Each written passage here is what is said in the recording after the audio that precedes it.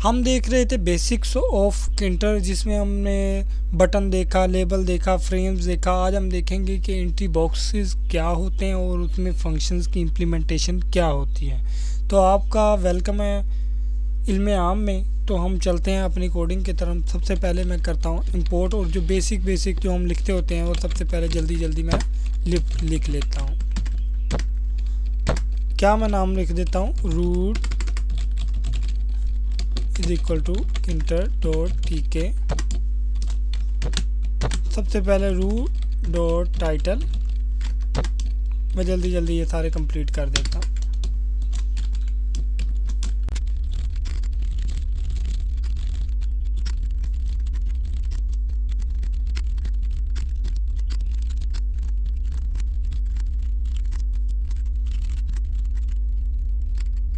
सारा कंप्लीट होने के बाद उसके बाद हम किस में इसको रन करते हैं, मेन लूप के अंदर। मैं लिख दूंगा रूट डॉट मेन लूप के अंदर। मैं इसको लिख देता हूँ, अब रन करता हूँ। तो आप देखिए मेरा प्रोग्राम बिल्कुल ठीक से काम कर रहा है कि नहीं कर रहा। अब देखते हैं क्या एरर आ रहा है। रूट डॉट मेन लूप क्यों रन नहीं हो रहा। ठीक है। अब मैं इसको रन करता हूँ। क्या एरर कह रहा है, icon bit map w icon bit map thinking dot icon. अब मैं इसको रन करता हूँ क्योंकि ये आइकन है। ये देखें बिल्कुल हमारा फंक्शन बिल्कुल सही तरीके से सारे काम कर रहे हैं। उसके बाद हम क्या करेंगे, सबसे पहले मैं करूँगा फ्रेम्स को एक डिफ़ाइन कर देता हूँ। Define frames. इसमें मैं क्या करता हूँ, दो फ्रेम्स ले लेता हूँ, एक इनपुट फ्रेम और दूसरा आउटपुट फ्रेम। मैं लिखता हूँ इनपुट फ्रेम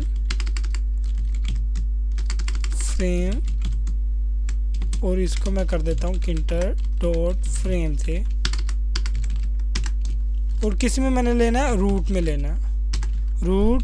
उसके बाद जो भी फ्रेम है ना, इसके टेक्स्ट भी मैं रख सकता हूँ, जबकि मैं नहीं भी रख सकता। फॉर एग्जांपल एक फ्रेम के यहाँ पे शो होने शुरू हो जाता है कि फ्रेम का टेक्स्ट क्या है, तो इसका मैं अभी तो नहीं लेता। क्या करता हूँ, इसको मैं बैकग्राउंड रूट में डिक्लेयर करने के बाद बैकग्राउंड कर देता हूँ। बैकग्राउंड में रखता हूँ FF00। इसको शुरू में हैश रूट देते हैं, इसको एक्स वैल्यू बोलते हैं, यानी कि अब मैं इसी का डुप्लीकेट लेने के बाद इसको कर देता हूँ आउटपुट फ्रेम और इसका मैं कलर चेंज कर देता हूँ 00 और ये सारे FF कर देता हूँ। अब मैं इसको क्या करूँगा, इसको हम पैक सिस्टम से भी कर सकते हैं तो, और ग्रिड सिस्टम से भी। मैं इसको पैक सिस्टम के ज़रिए करता हूँ। तो क्या कर सकते हैं, मैं इसको पैक सिस्टम के ज़रिए इसको मैं कर देता हूँ इनिशियलाइज डॉट पैक और मैं इसको आउटपुट डॉट पैक। अब मैं इसको अगर रन करता हूँ तो आप देखिएगा कि यहाँ से छोटे से डॉट्स आ गए हैं जो मुझे नज़र नहीं आ रहे। अब मैं इसको क्लियर करता हूँ। कैसे हमने वो किया था, बोथ फिल एक्सपैंड, वो बराबर कर दिया था। लेकिन मैं अब क्या करता हूँ, मैं इसको करता हूँ, इसकी हाइट और विड्थ को डिसाइड कर देता हूँ। हाइट में रख देता हूँ, हमारी पूरी स्क्रीन का जो साइज़ है ना वो 500 बाय 500 है। लेंथ भी इतनी है, विड्थ भी इतनी है। तो मैं क्या करूँगा, विड्थ तो दोनों की 500 कर देता हूँ, विड्थ तो दोनों की 500 कर देता हूँ। लेंथ जो है ना, हाइट बल्कि लेंथ नहीं यूज़ होता, हाइट यूज़ होता है। ऊपर वाले की करता हूँ 200, नीचे वाले की कर देता हूँ 300। अब मैं इसको रन करता हूँ तो आप देखें यहाँ पे 200। और फॉर एग्जांपल यहाँ पे थोड़ा सा अजीब लग रहा है, अगर मैं यहाँ पे इसकी पैडिंग भी कर दूँ तो ज़्यादा थोड़ा सा अच्छा लगेगा। इसमें मैं क्या करता हूँ, पैड x को भी 5 कर देता हूँ और पैड y को भी 5 कर देता हूँ। अब मैं रन करता हूँ तो देखें, ये देखें बिल्कुल वाइट सा आ गया, ये थोड़ा सा विजिबल और अच्छा लग रहा है। अब मैं क्या करता हूँ, मेरे पास इनपुट फ्रेम भी हो गया, आउटपुट फ्रेम भी हो गया। अब इनपुट फ्रेम के अंदर मैंने क्या बनाना है, एंट्री बॉक्स करना है। मैं यहाँ पे लिख देता हूँ डिफाइन एंट्री बॉक्स। अब एंट्री बॉक्स को डिक्लेयर करने का क्या तरीका है वो हम अब देखते हैं, जिसमें हम एंट्री बॉक्स बनाते हैं। एंट्री बॉक्स को बनाने के बाद हमने किस फ्रेम के अंदर रखना है वो देखते हैं। फ्रेम के बाहर रखने के बाद उसको किस किस तरह हम उसको यानी कि मैनिपुलेट करेंगे वो सारा हम देखते हैं। मैं फॉर एग्जांपल नेम यानी कि जिसके अंदर नेम्स लिखने हैं वो वाला एंट्री बना लेता हूँ। ये आप कोई भी लिख सकते हैं, लेकिन मेन पर्पस होता है कि इससे आपको कोडिंग में आसानी होती है उस नेम से बनाने के लिए। मैं क्या करता हूँ, किंटर डॉट क्या करूँगा यहाँ पे एंट्री बॉक्स एंट्री। इसको मैंने किस फ्रेम में बनाना है, ये एक बड़ा अहम पॉइंट है। इसको किस फ्रेम में बनाना है, मैंने इनपुट फ्रेम में। इनपुट फ्रेम में रखने के बाद इसके आगे टेक्स्ट नहीं दिया जाता, इसकी हाइट दी जाती है कि इसका हाइट क्या आएगी। यानी कि हाइट हो सकता है, विड्थ हो सकता है। इसकी विड्थ मैं कितनी कर देता हूँ, विड्थ कर देता हूँ 40 कर देते हैं। और अब इसको मैं क्या करूँगा, text name entry dot pack भी करते बल्कि ग्रिड करता हूँ मैं, ताकि इसके सामने कोई बटन भी लगा सकूँ। अब कॉलम 0 रो 0। अब मैं इसको रन करता हूँ तो आप देखें ये मेरा वो कॉर्नर में टॉप में शो होना शुरू हो जाएगा। अब मैं इसको ख़त्म करता हूँ, दोबारा रन करता हूँ, क्या एरर आ रहा है ये देखें, ये ऊपर हमारे ये शो हो गया। अब मैं ग्रिड सिस्टम लगाया तो यहाँ के ऊपर मैं एक बटन भी लगा सकूँगा। और आप एक और से चीज़ देखें कि जैसे ही मेरा एंट्री बॉक्स आया, यहाँ पे जो मेरा फ्रेम था वो बिल्कुल ख़त्म हो गया हुआ है। तो यानी कि यहाँ पे है लेकिन हमें विजिबल नहीं है, उसकी कुछ रीज़न है वो आगे चल के देखते हैं। तो इसको मैं इस प्रॉब्लम को हल करने का क्या तरीका होता है, इसमें मैं सबसे पहले लिखता हूँ क्या करना है। ये हमारा कौन सा फ्रेम है जो इस तरह कर रहा है, वो इनपुट है, इनपुट फ्रेम डॉट, उसके लिए हमारे पास यूज़ होता है ग्रिड, उसके बाद प्रोपोगेट। अब मैं इसके अंदर 0 वैल्यू अगर मैं रख देता हूँ तो आप चेक करें कि यहाँ पे मेरा बॉक्स आ गया कॉर्नर में और ये सारा मेरा फ्रेम नज़र आना शुरू हो गया। तो ये जो मेरा आ रहा है एंट्री बॉक्स, इसके अंदर पैडिंग भी कुछ ऐड कर दूं मैं, पैड x = 5, पैड y = 5। अब मैं इसको रन करता हूँ, थोड़ा एंट्री बॉक्स अच्छा हो जाएगा हमारा। बिल्कुल ये थोड़ा सा नीचे आके थोड़ा विजिबल और अच्छा लग रहा है। हमारा एंट्री बॉक्स भी क्रिएट हो गया। इसी के साथ मैं बटन भी क्रिएट कर देता हूँ। मैं लिख देता हूँ डिफाइन बटन। अब मैं क्या करता हूँ, बटन को डिक्लेयर करना बिल्कुल आसान है, आपको पता। मैं एक प्रिंट नामी बटन बनाने लगा हूँ, किंटर डॉट बटन। उसके ये किसके अंदर मैंने बनाना है, इनपुट फ्रेम के अंदर बनाना है। उसके बाद इसका टेक्स्ट क्या होगा, टेक्स्ट मैंने रखना है प्रिंट ही लिख देता हूँ कि उस पर क्लिक करेंगे तो प्रिंट कर देगा।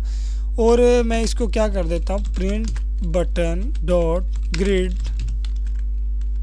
अब मैं इसको क्या करता हूँ, रो तो 0 ही रहने देता हूँ, कॉलम क्या कर देता हूँ, कॉलम मैं कर देता हूँ 1, क्योंकि ये वाला जो हमारा है कॉलम 0 पे है, रो भी 0 पे है। रो वही रहेगी, कॉलम मैंने कर दिया 1। ये उल्टा भी है या मैंने उल्टा कर दिया, लेकिन ठीक है, काम बेहतरीन करेगा जैसे हम चाह रहे हैं। अब मैं इसको रन किया तो ये देखें हमारा आ गया इसके अंदर कोई भी वैल्यू लिखेंगे, यहाँ पे प्रिंट करेंगे तो यहाँ पे आउटपुट पे हमें जहाँ चाहिए होगी वहाँ पे आती चली जाएगी। तो मैं क्या करता हूँ, अब इसके अलावा हम और भी इसका कलर बटन का चेंज कर सकते हैं, जिसके अंदर background colour BG background colour क्या कर देता हूँ, मैं कर देता हूँ ब्लू। अब मैं इसको रन करता हूँ तो आप देखिएगा ये मेरा ब्लू आ रहा है, वो ये देखिए प्रिंट। अब इसका मैं टेक्स्ट भी चेंज कर सकता हूँ। इस तरह हम इसमें चेंजिंग कर सकते हैं सारी।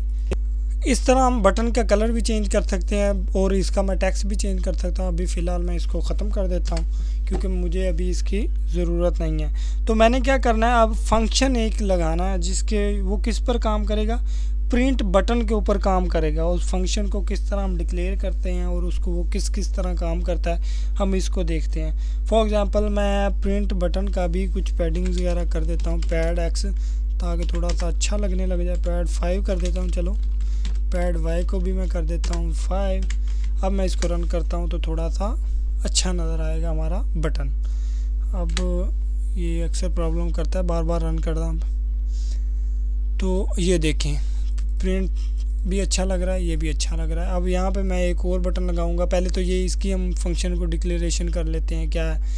इसको करने के लिए हमारे पास एक स्टेटमेंट है जिसे हम कमांड बोलते हैं। अब इसको लिखने के बाद कमांड के आगे हम जो भी लिखेंगे वो एज अ फंक्शन होगा। फॉर एग्जांपल मैं लिखता हूँ क्रिएट लेबल। जैसे ही मैं इस बटन और उस जो एंट्री बॉक्स के अंदर वैल्यू है वो लिखूं तो मेरा क्या है, एक लेबल क्रिएट हो जाए। और ये याद रखिएगा कि यहाँ पर डबल ब्रैकेट्स नहीं लगानी।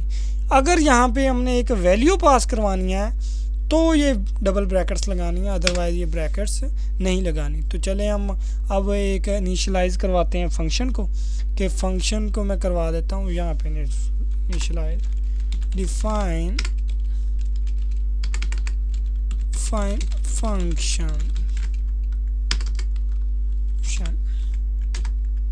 अब मैं इसको कमेंट कर देता हूँ। फंक्शन को डिफ़ाइन कर देते हैं। मैं सबसे पहले फंक्शन को डिफ़ाइन करने के लिए मैं लिख देता हूँ किस नाम से हमने फंक्शन बनाना है। पहले ये इसको ऐसे एज इट इज़ लिख लेना है, कॉपी। आपको जैसे पता ही है फंक्शन को सबसे पहले शुरू करते हैं डेफ, और वो वाला नेम आ जाएगा। नेम के बाद उसके बाद आ जाएगा हमारा ये उसके बाद क्या करेंगे, हम उसकी सारी डिक्लेरेशन लिखते हैं कि किस तरह हमने वो सारा डिक्लेयर करना है।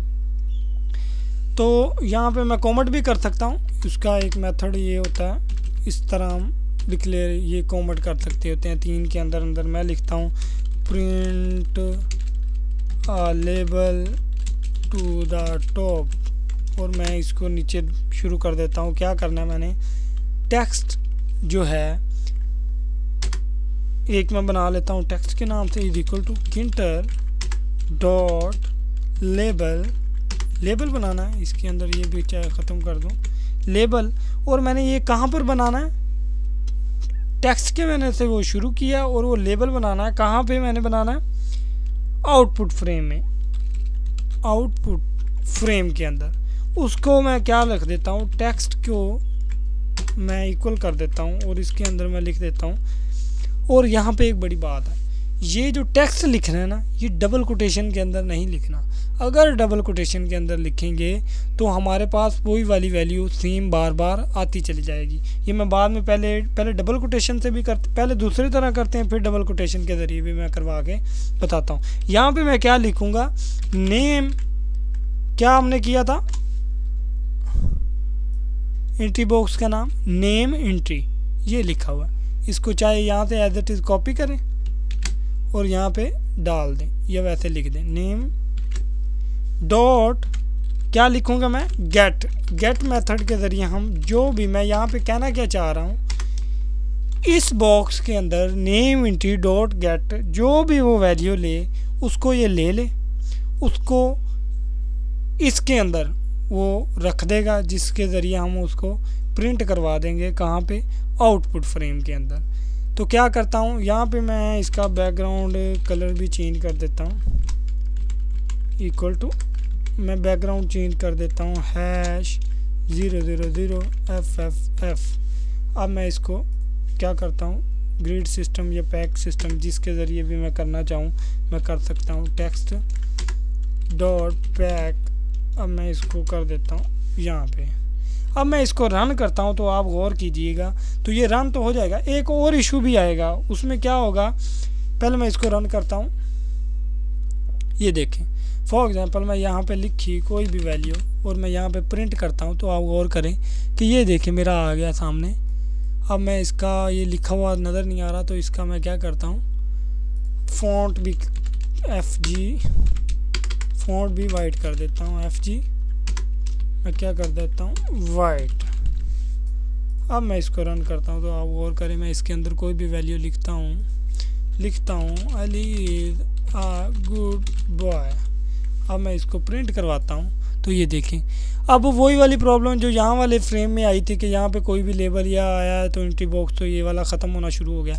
अब मैं इसको भी रिज़ॉल्व कर लेता हूँ। किस तरह रिज़ॉल्व करना है, पहले जिस तरह मैंने इसको रिज़ॉल्व किया था, तो इसको मैंने पहले कहाँ पे, ये देखें इनपुट फ्रेम, इसको मैंने इसको एज इट इज़ कॉपी करना है और इसको मैंने रख देना है कहाँ पे, और इसको मैं रख देता हूँ अपने उस फंक्शन के, इसको रख देता हूँ और अब मैं इसको रन करता हूँ तो आप देखें कि ये सही से काम कर रहा है। अली, मैं इसको अब करता हूँ प्रिंट, अभी भी ये काम नहीं कर रहा, क्या इशू है। यहाँ पे मुझे करना पड़ेगा आउटपुट फ्रेम, क्योंकि हम ये आउटपुट में कर रहे हैं, आउटपुट फ्रेम। अब मैं इसको अब रन करता हूँ तो देखते हैं, अब तो एरर नहीं आना चाहिए अली, अभी भी यही आ रहा है प्रॉब्लम।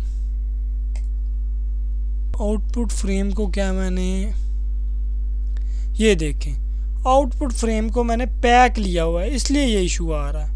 अब फॉर एग्जांपल इसको, ये जो आउटपुट फ्रेम को मैंने डिक्लेयर किया है पैक के थ्रू, इसको भी मैं कर देता हूँ ग्रिड के थ्रू, तब ये हमारा, या इसको मैं ऐसे करता हूँ इनपुट फ्रेम पैक प्रोपोगेट आ जाएगा, पैक प्रोपोगेट।